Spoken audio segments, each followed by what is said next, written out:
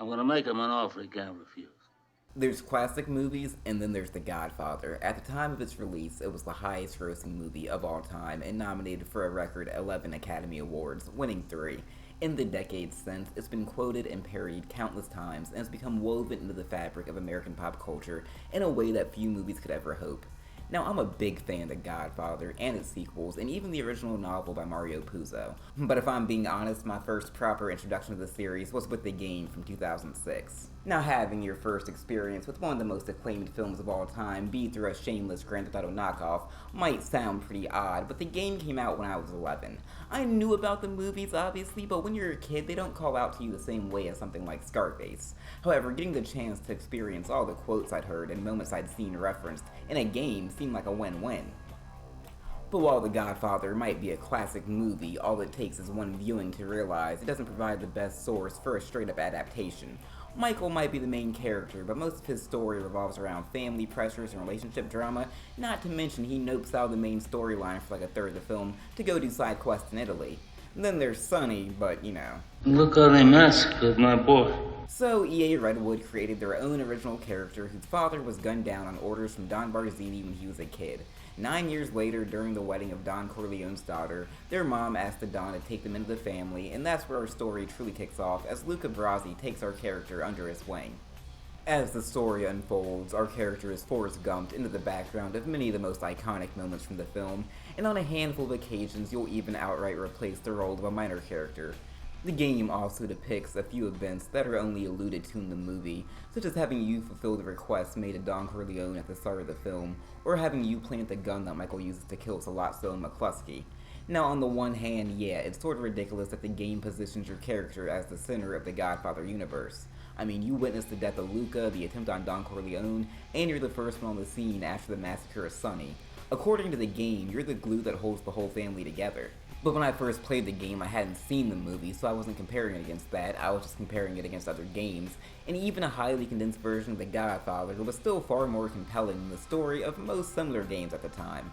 It's also aided by the fact that your player has their own personal storyline that plays alongside and at times weaves into the main narrative, and it's so much better than it should be.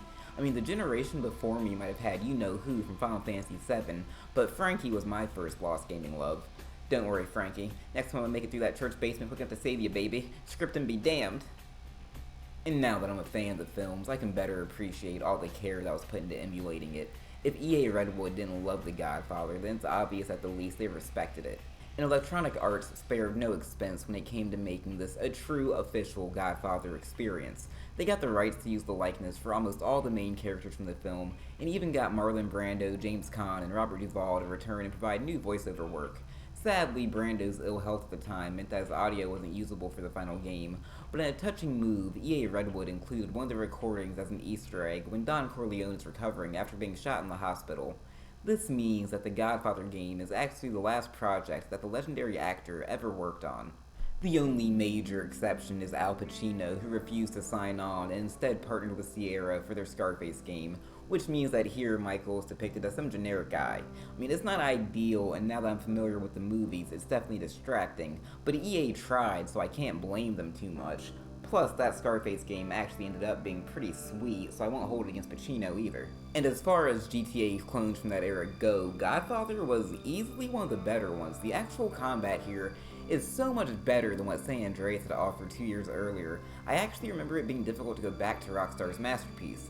The defining feature of the game was its Fight Night-inspired Black Hand combat system, which used the right analog stick for melee combat. While you could just waggle the stick wildly and spam random moves against most opponents, it was a lot of fun to dig into it and learn to pull off exactly what you wanted. Sadly, it doesn't translate quite as well to mouse and keyboard, which is why I played through it this time to capture footage. Shootouts were also far better than in many GTA clones, where the best course of action was often to run around in circles and just spray wildly, relying on lock-on. You can kneecap enemies to knock them off their feet, or shoot them in the arm to make them drop their weapon.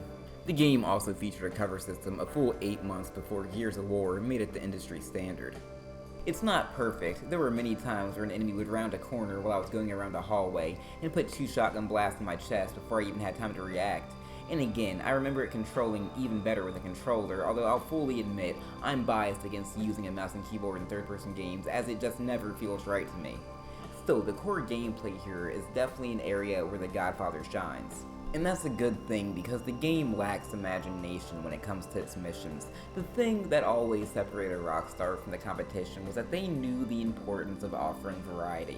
Missions like Dead Skunk in the Trunk or 555 Weak Tip might not be most people's favorites, but they're memorable because of the way they played with the standard formula.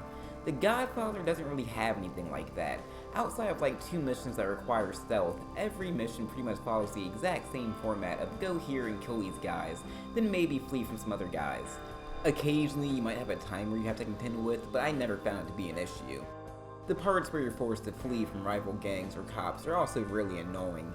It's not possible to pull off a drive-by, so if the game doesn't assign you an AI companion, you have no way to defend yourself, and even if it does, enemy vehicles just seem to infinitely respawn until you close in on your destination.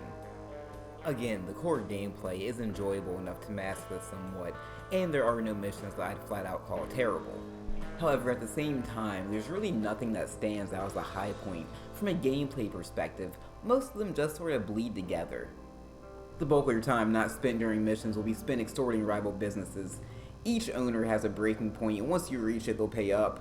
You can keep convincing them if you want a higher payout, but if you push them too far, they'll snap and refuse to give you anything. It's a very simple mechanic, but it's really entertaining. I'm surprised other crime games haven't copied it since. My only complaint is that I wish there were more store-specific ways to crank up the pressure.